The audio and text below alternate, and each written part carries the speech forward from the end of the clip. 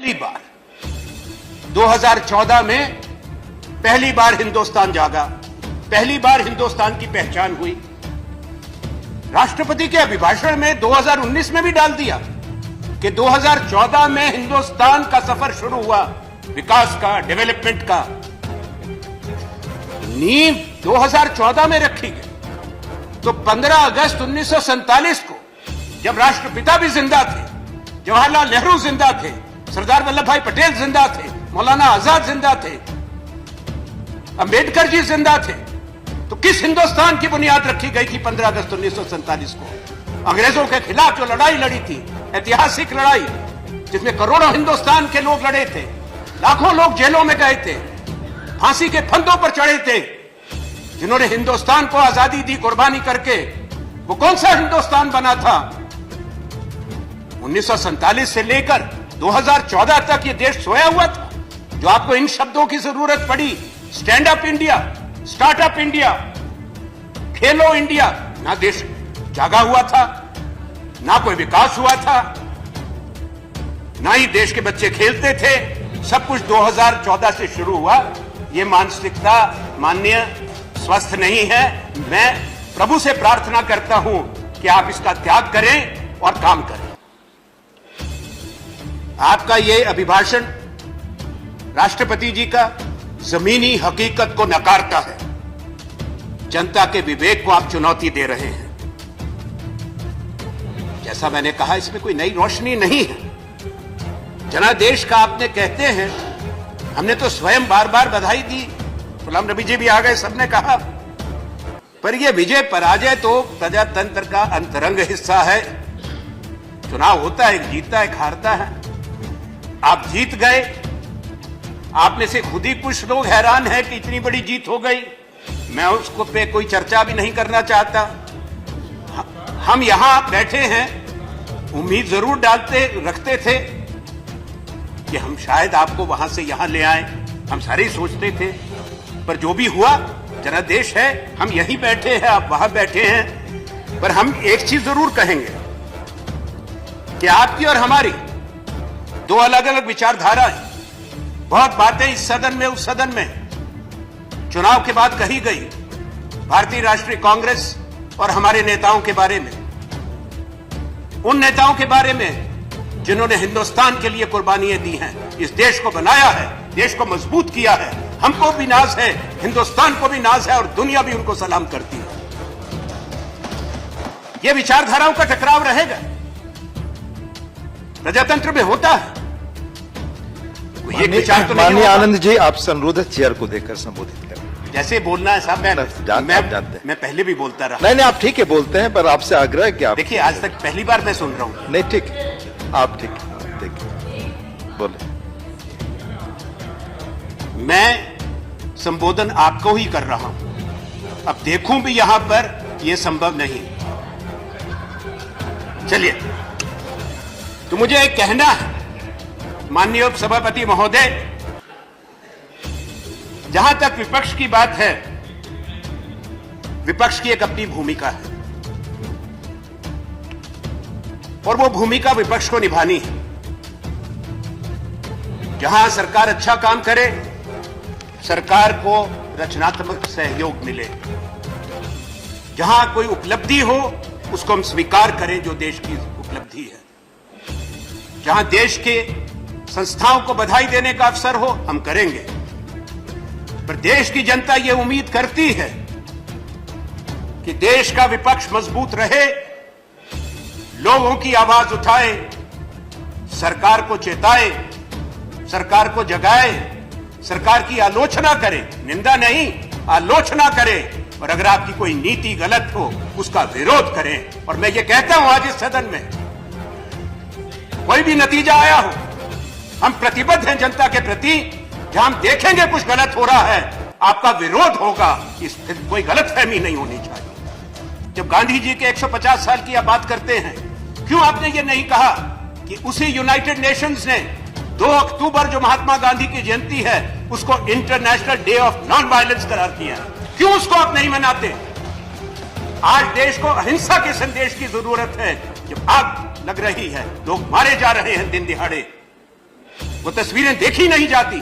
गांधी के देश से अगर उनकी 150वीं जयंती पर ये तस्वीरें दुनिया देखेगी, वो हिंदुस्तान के लिए अच्छा नहीं है। ये देश आपका और हमारा बराबर है। ये हम संदेश आपके माध्यम से और आपके माध्यम से माननीय प्रधानमंत्री जी को देना चाहते हैं। देश सुनना चाहता है, देश एक्शन देखना चाहता है कि आप क्या करेंगे। मैं एक चीज कहूंगा कि आपने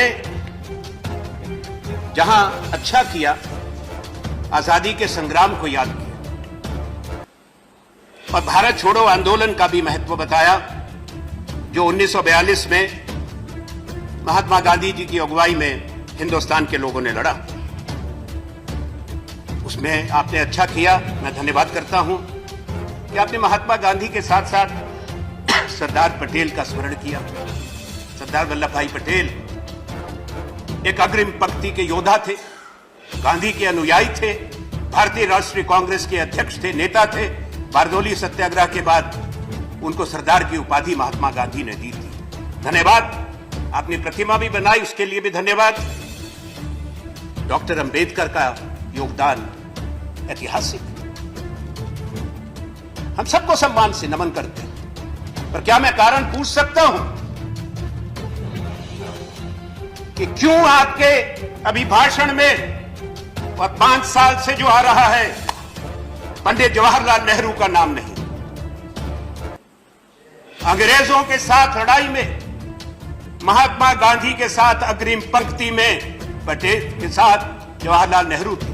अंग्रेजों की जेल में सबसे ज्यादा समय अगर किसी स्वतंत्रता सेनानी ने गुजारा, वो कोई माफी लामा देके बाहर आने वालों में से नहीं थे,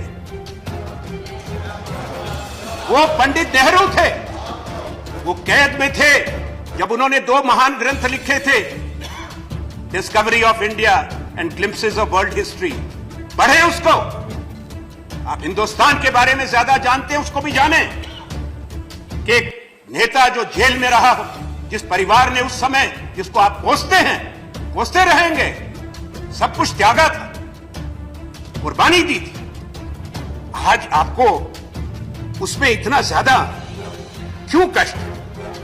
मैं एक चीज कहूंगा कि जहां आप पंडित जी की बात कहते हैं, भारत छोड़ो आंदोलन की बात करते हैं, सरदार पटेल,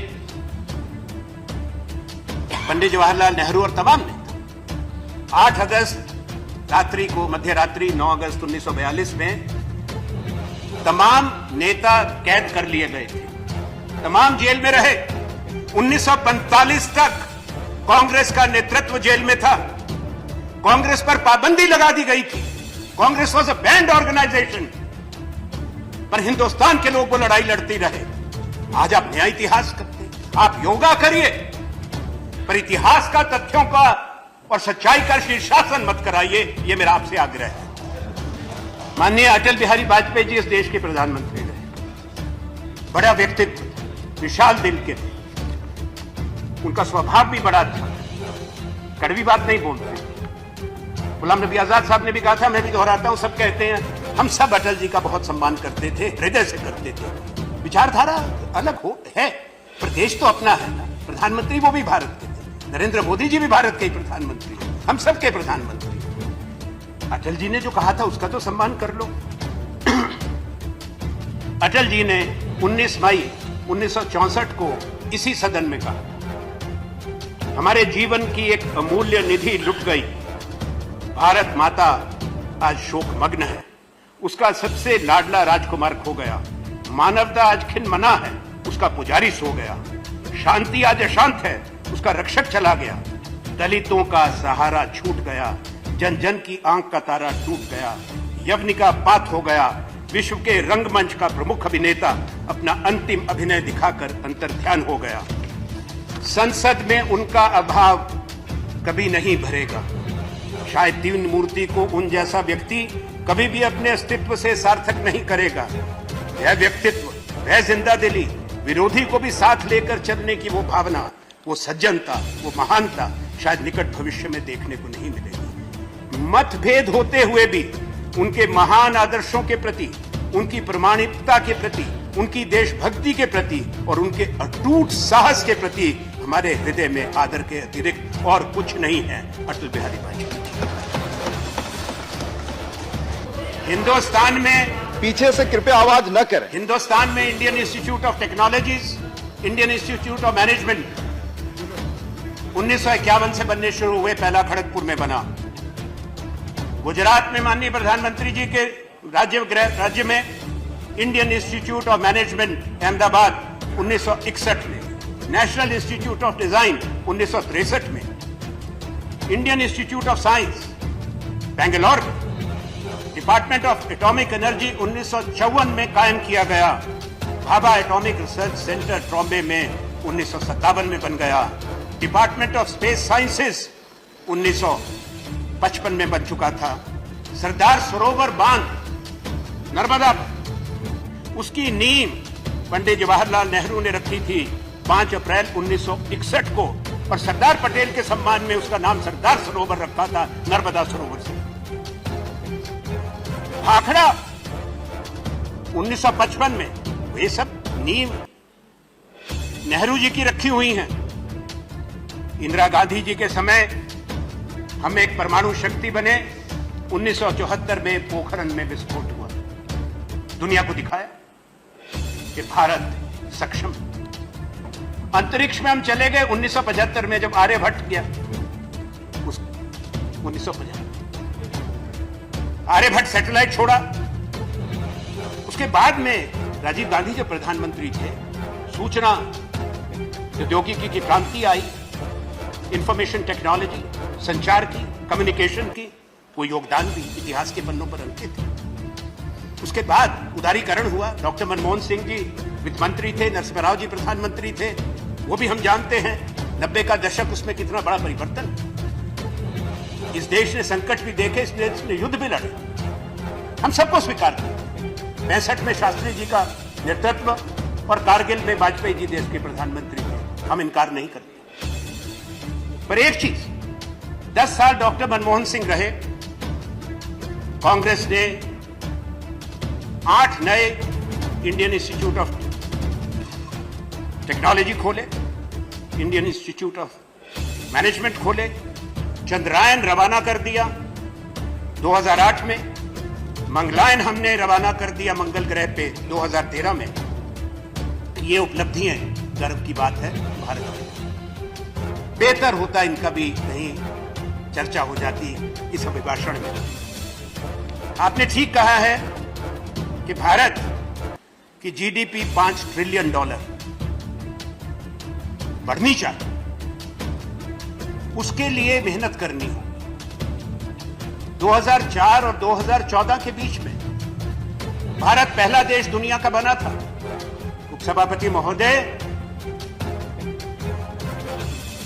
प्रथम औद्योगिक क्रांति के बाद इंग्लैंड को 12 साल लगे थे अपनी जीडीपी को दुगना करने के लिए। दूसरी औद्योगिक क्रांति के बाद अमेरिका को भी 12 साल लगे थे। पहला देश दुनिया का जापान बना था, जिसने 1 दशक में 3 गुना की थी। उसके बाद साउथ कोरिया ने किया। चीन पहला देश बना जिसने 1 दशक में 3 गुना अपनी जीडीपी को किया। हिंदुस्तान डॉक्टर मनमोहन सिंह जब प्रधानमंत्री थे, दुनिया का पहला देश बना जिसने 4 गुना अपनी जीडीपी की। हम $2 ट्रिलियन पर छोड़ के गए। इस अभिभाषण में लिखा है कि निराशा थी, अंधकार था। क्या हुआ? वो कहां से आ गए? आज हम $2.8 ट्रिलियन की इकोनॉमी है, आप सिर्फ 0.8 5 साल में बढ़ा पाए हैं। तो पहले 2 को हटा दीजिए, आपको कुछ मिला ही नहीं था, तो कहां जाती आपकी जीडीपी? कहां से आ गई? साथ लेकर आए थे या थी पहले से? ऐसी बातें मत करो। मैं तो लड़ाई करना नहीं चाहता, मैं तो सेना की बात कर रहा हूं। आप खत्म करें, वाइंड अप करें। मैं तो आपके माध्यम से प्रार्थना करता हूं, सुनिए। मैं दूसरे वक्ता को बुलाने के लिए बात दूंगा। मेरी बात तो सुनिए ना। आप खत्म करें प्लीज। एक मिनट खत्म करें आनंद जी। मैं आपको एक चीज कहूंगा जी, आपको इस पर आपत्ति हो, पर जो उस समय लिखा अगले दिन अखबारों ने छापा, मैं आपको निकाल के भेज दूंगा। नेशनल आर्काइव्स में कागज पड़े हैं, उसको निकाल के आप पढ़ लीजिए, मुझे कोई आपत्ति नहीं। जब वाजपेयी जी को जीवन काल में आपत्ति नहीं थी, आप कृपा करके सुनिए मेरी बात। आनंद जी, आप अपनी समाप्त करें। आनंद जी थोड़े वहां से कह रहे हैं। नहीं नहीं, आप यहाँ से कह रहे हैं, सीधे कहें ना। आप आपस में बात ना करें। अगर आप वरिष्ठ लोग आपस में बात करेंगे नहीं, तो मैं क्या कहाँ होगा? कर रहा हूँ? आप तो इस चेयर को संबोधित सुनिए। करके बताएं अपनी बात खत्म। पर खैर चलिए, छोड़िए क्या कहा। जी। पर इंदिरा जी ने अटल जी को प्रशंसा का एक जवाब दिया कि अटल जी, ये मेरी जीत नहीं है, ये मानवता की जीत है। जो वहां पर कत्लेआम हो रहा था, 1 करोड़ शरणार्थी हिंदुस्तान में थे, ये भारत की सेना की जीत है। श्री अब्दुल ये वहाब, सच्चाई की जीत श्री है। अब्दुल ये वहाब, अभी मैं खत्म कर रहा धन्यवाद। हूं। नहीं, अब्दुल अब वहाब हो गया जी खत्म। करेंगे। मिस्टर अब्दुल वहाब, मैं अपनी बात खत्म कर रहा हूं। खत्म। आपने कैसे काफी आपने मेरे पर समय कृपा से ज्यादा 12 मिनट रखनी बोला आनंद चाहिए जी। थी। आपने समय से 12 मिनट अधिक कोई बोला। बड़ी क्या नहीं नहीं, बाकी लोग भी हैं, 4 कोई वक्ता है, भूकंप थोड़े आ गया। 4 वक्ता है। क्या और फर्क पड़ता है? अब मैं अपनी बात खत्म कर रहा हूं, देखिए मिस्टर इसको अब्दुल वहाब, मैं अपनी बात खत्म कर रहा हूं। आपने इसके पहले कहा था कि आप खत्म कर रहे हैं, जी, कृपया खत्म अब करें। मेरी बात सुन लीजिए। खत्म करें कृपया जल्दी। नहीं, आप सुन लीजिए। आपको आगे भी प्रधानमंत्री को भी आना है, हम उनको भी सुनेंगे। आप देखिए, समय का अनुपालन मेरी- हमारे लिए जो खत्म है कर आपने दीजिए। तय किया है, आप सबने मिलकर वही नहीं तो कर। इन्होंने तो ऐसा आप किया। प्लीज आप बताएं। गजब कर दिया। मुझे एक चीज कहनी है कि अगर आपकी तरफ से कृपा रहती तो शायद खत्म हो जाती बात, कि किसी प्रधानमंत्री ने, ना लाल बहादुर शास्त्री ने, ना अटल बिहारी वाजपेयी ने, ना इंदिरा जी ने 1971 में ना तो चुनाव इस पे लड़ा, ना ये कहा कि मैं खुद गई थी घर में घुस के मारने के लिए। सेना देश की है, सेना तिरंगे को लेकर लड़ती है, सेना किसी दल की, एक नेता, एक पार्टी की नहीं है, भारत की है। अंतिम शब्द एक कबीर के पढ़ दूं, दो पंक्तियां कि संत कबीर ने कहा था, संत कबीर ने कहा था, निंदक न्यारे राखिए, आंगन कुटी छबाए, बिनु पानी साबुन बिना निर्बल करे सुभाए।